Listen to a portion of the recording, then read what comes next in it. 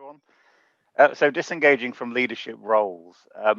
When Richard and I first discussed this, we hadn't appreciated quite how topical it was going to be. So you may be disappointed to hear that I'm not specifically going to either address a refusal to leave office or whether it's compulsory to leave by the front door with a brown box. Maybe we can pick that up in Q&A afterwards. You might also think it's a strange topic as you're all battling with the current situation that we find ourselves in, and I've got lots of distractions without trying to work out what happens next for ourselves. But given the fact we put our heart and souls into these roles, given how much of our lives we give up to them, it is worth making sure that your period of time does have a good ending. You know, these roles will end at some point, and it is worth focusing on that.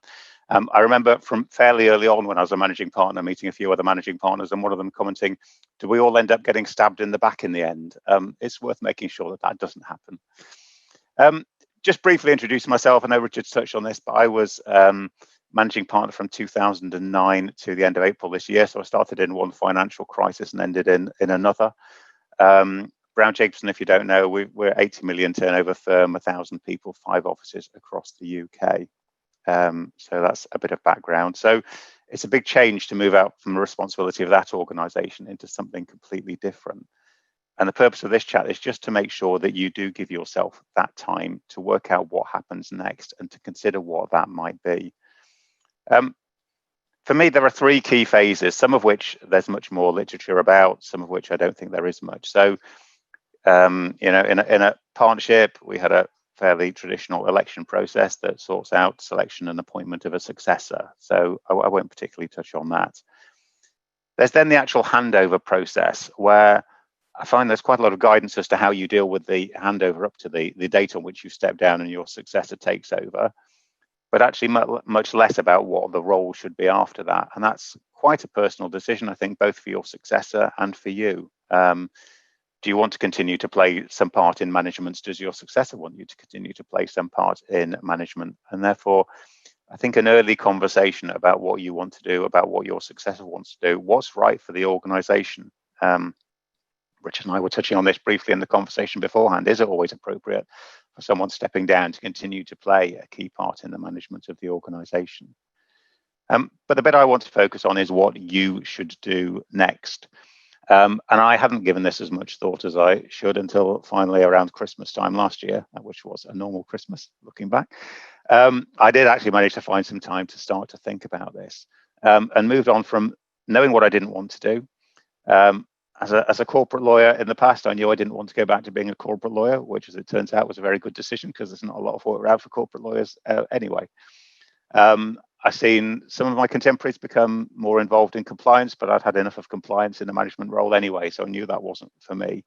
And I knew I didn't want to particularly carry on being part of the management team. So I was good at knowing what I didn't want to do, but this was the time to think about what I actually did want to do. What had I enjoyed in the role and what use could I make of that going forward?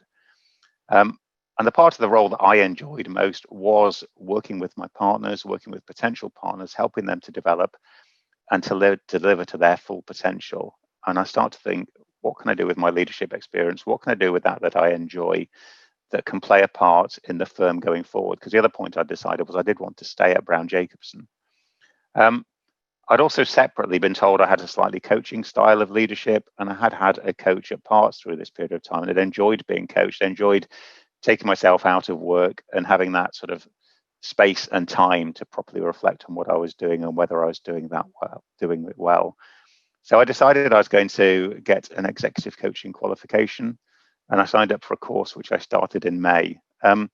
One tip out of this, if you are stepping out of management, was I did love having something completely new to throw myself into. Learning new skills and being able to practice those skills was really something that I would recommend.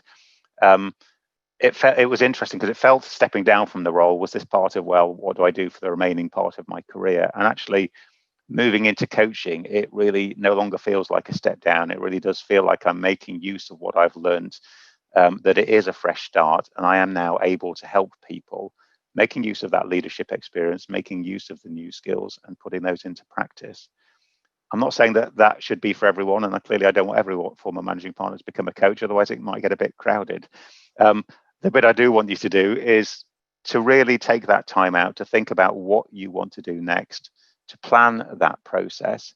if you are staying in the organization, work out what the context is, what support is there for the role that you're wanting to do. Do you have to develop a business case? What time scale? And make sure that's understood before you step down, because one thing you'll also discover if you're stepping out of the management position is that you do become history quite quickly. So it is quite good to get those things nailed down before you really are history.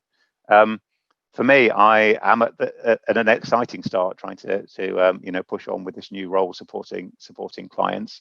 And it's good to know that there's something new to throw yourself into that can make use of the ups and downs and all that you learn in that leadership role. So the key from this: take the time out, do give some thought to yourself, do work out how you step down, and think about what happens next.